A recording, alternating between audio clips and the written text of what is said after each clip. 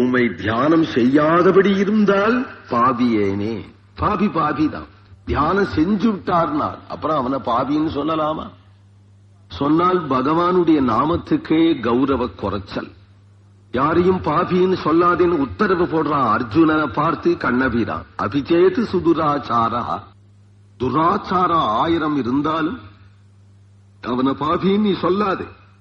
என்ன ஆசிரிச்சுட்டானால் அவன் யாராயிருந்தாலும் பாகவதன் தான் என்று பகவான் தன்னுடைய பக்தன், தன்னுடைய தொண்டன் என்று அங்கீகரிக்கிறதுனாலே பாவியேன் பாவியாது பாவியேன் ஆயினேனே. பாவிக்கணும் யாரேனால் சூழ்புணர் குடந்தை யானை, சூழ்புறன் ஆறாவமுதே என்று எந்த எம்பெருமான பாவிச்சால் திருக்குடந்தையிலே பள்ளி கொண்டிருக்கக்கூடிய எம்பெருமான ஒரு க்ஷணம் மனதினால ஹரி ஸ்மரிச்சுட்டானால் அவனுக்கு சர்வ பாபமும் தானே நீங்கிவிடும் என்கிறார். தூவி சேர் அன்னம் அன்னம், எப்பொழுதும் அன்னம் பறந்து விளையாடும் என்று ஸ்ரீவில்லிபுத்தூர் சொன்னது போலே தூவினா சிறகு, அழகிய சிறகோடு கூடியதாகிய அன்னப்பறவை பறந்து விளையாடும் குடந்தை, அவ்வளவு வனப்பு மிக்கதாகிய சோழ நாடு, அதிலேயும் சிறந்த திவ்ய தேசம். அந்த திருக்குடந்தையில் இருக்கக்கூடிய எம்பெருமானை மனதினால் ஒரு க்ஷணம் நினைத்தாலேயே எல்லா பாபங்களும் போயிடும் என்று அபிப்பிராயம்.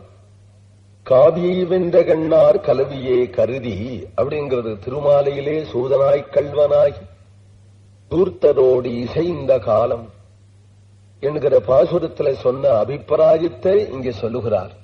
முன்பொலா ராவணன் தன் முதுமதில் இலங்கை தேவி வேதித்து அன்பினால் அனுமந்தன் தாங்கடியினை பணிய நின்றார்க்கு என்பெலாம் உருகி உக்கேட்டு என்னுடைய நெஞ்சமென்னும் அன்பினால் ஞான நீர் கொண்டு ஆட்டுவன் அடியனேனே. முன்பு ஏதோ ஒரு இதிகாச காலத்துல, ஏதோ ஒரு யுகத்துல பொல்லாத ராவணன் தன் முதுமதில் இலங்கை, மிகவும் முதிர்ந்ததான மதில் சூழ்ந்ததான இலங்கை, அவ்வளவு பெரிய இலங்கையே வேதித்து வெந்து சாம்பலாகும்படி பண்ணின யாரு? அனுமன். ஹனுமான் தானே. ஹனுமான் பண்ணாரான ஹனுமான் ஒன்றும் பண்ணல. லங்கையை பொசிக்கினதே பாகவதாபச்சாரம் அல்லது சீதையினுடைய கற்பு என்று சொல்கிறார். ஆதாய தேனைவ ததாக லங்காம், சீதையினுடைய கற்பு. அதனால ராவணனை பார்த்து முதல் நாள் தான் ஹனுமார் சொல்றார், ஏ ராவணா, நீ என்னவோ சீதைய யாரோ ஒரு பொம்மனாட்டி அப்படின்னு நீ நினைச்சுட்டு இருக்க. அவள் நெருப்பு, லங்கையே போஷிக்க விடுவாள், ஜாக்கிரதை.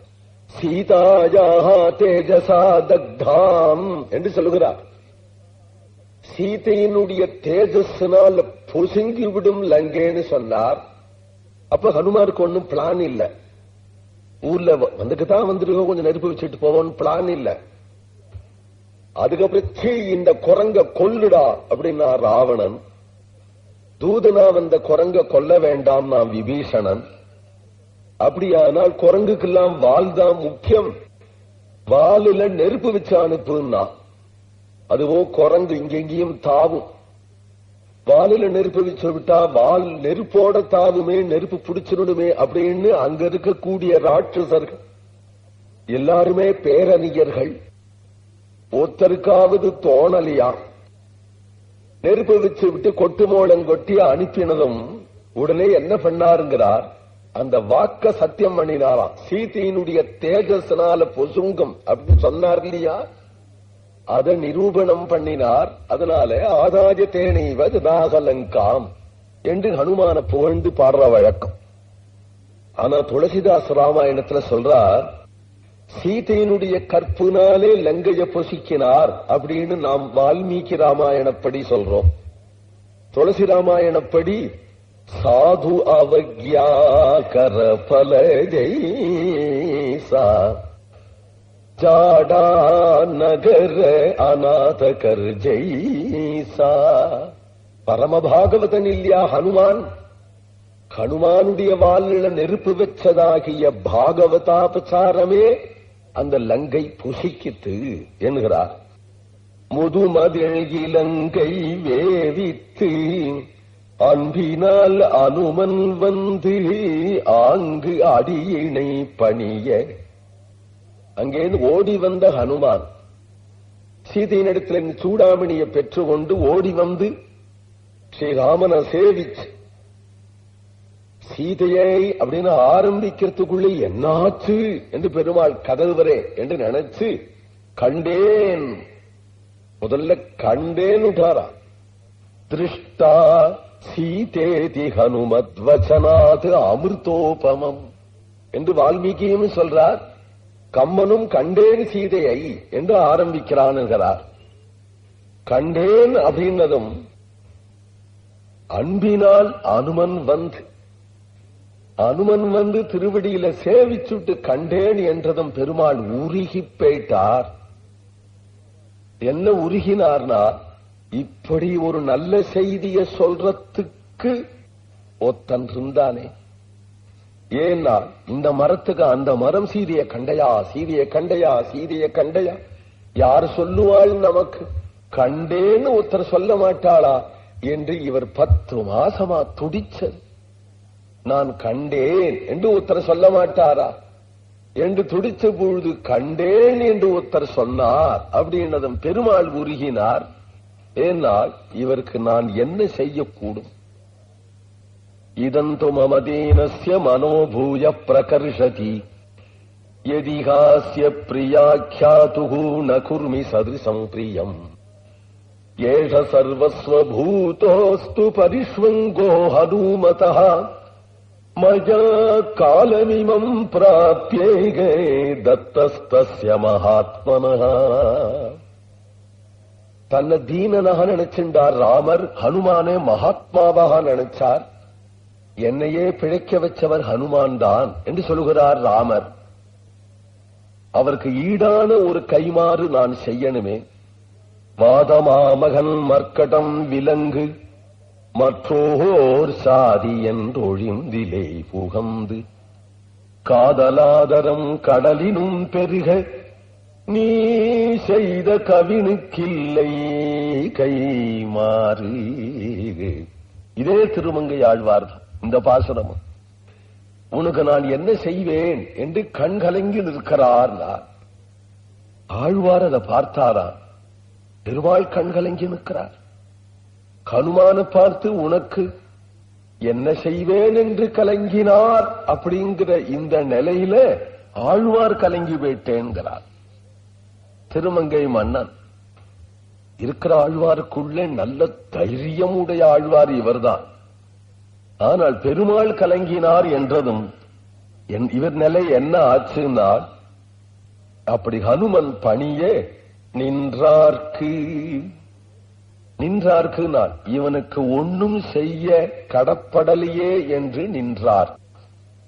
ராமருடைய தோரணை, அவர் நின்ற கோலம், இந்த ஹனுமனுக்கு நாம் ஒன்னும் செய்ய முடியலையே என்று நிற்கிற நிலை கண்டு, அந்த நிலை கண்டதும் இவர் ஆழ்வார் எப்படி இருந்ததுங்கிறார். என்பெல்லாம் உருகியே மூட்டுக்கு மூடு தளர்ந்து போயிடுத்தாம். இவருடைய நல்ல திண்ணென்ற எலும்பு நெய்ந்து போயிடுத்தாம் திருமங்கை மன்னனுக்கு. நம்ம பெருமாள் இப்படி ஆயிட்டாரேன்னு. என்பெல்லாம் உருகி ஊக்கிட்டு என்னுடைய நெஞ்சமில்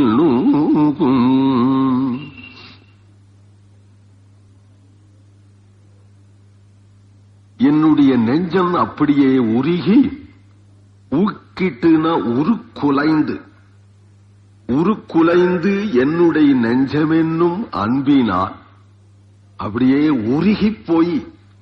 உருகி போன நெஞ்சே என்னுடைய கண்ணால கொட்ட கண்ணீராக வர, இந்த கண்ணீர்னாலே ஆஞ்சநேயனுக்கு நான் என்ன செய்வோம் என்று நிற்கக்கூடிய எம்பெருமான தன்னுடைய கண்ணீராலே ஆட்டுவன் அடியனேனே, அவருடைய திருவடிய அலம்பினேன்.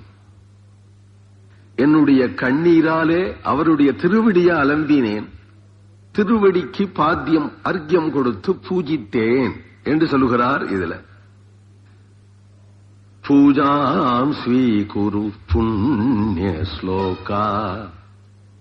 இங்க பாத்தியம் எதுனால் பாஷ்போதகேன பாத்தியம் ஸ்வீகுரு பத்மாரமணா என்று மானச பூஜை. உடம்பு சிலிர்க்கிறதே, அந்த சிலிர்ப்பே பூக்கள். இந்த புஷ்பத்தினாலே அவனை ஆராதிச்சு ஹிருதயத்தில் ஏற்படக்கூடிய ஞானம், இதுவே தீபம். ஞான தீபேன பாஸ்வதா, ஞானச்சுடர் விளக்கேற்றினேன் என்று இந்த ஞானமே அவருக்கு தீபாராதனை. சொற்கள் ஒவ்வொரு பூ போலே தொடுத்து தொடுத்து வரக்கூடிய சொற்களுடைய மாலை, அதுவே உமக்கு புஷ்பார்ச்சனை.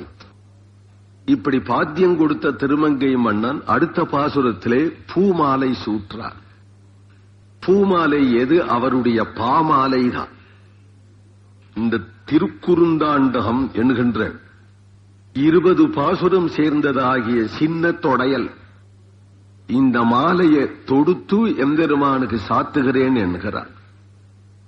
மாயமான் மாயச் செற்று மருதிர நடந்து வையம் தாயமா பறவை பொங்க தடவரை திரித்து வானோர் கீயுமாலிம்பிரானார்க்கு என்னுடை சொற்களென்னும் தூய மாமாலை கொண்டு சூட்டுவன் தொண்டனேனே. மாயமான் மாயச் செற்று.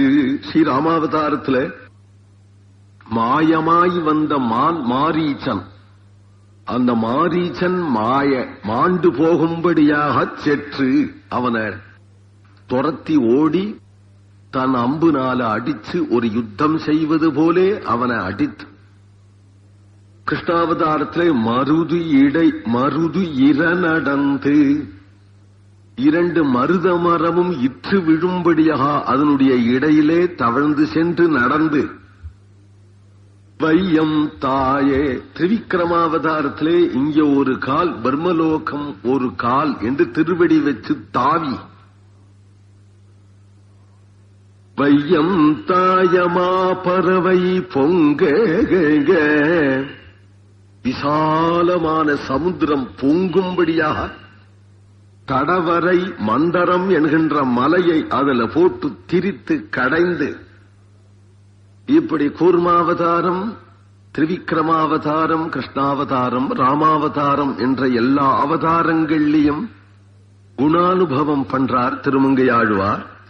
வானோர் கீயுமாலெம்பிரானார்க்கு, அமிர்தம் கடைந்து வானோர்க்கு ஈண்டவனார்க்கக்கூடிய எம்பெருமான நினைத்து என்னுடைய சொற்கள் என்றே அந்த எம்பெருமான இப்படி விதவிதமான அவதாரம் அப்படின்னு இல்லாம ஒரே அவதாரத்தையே பாடலாமே அப்படின்னா, விதவிதமான பூக்களை கொண்டு கட்டினாதானே கதம்பம்.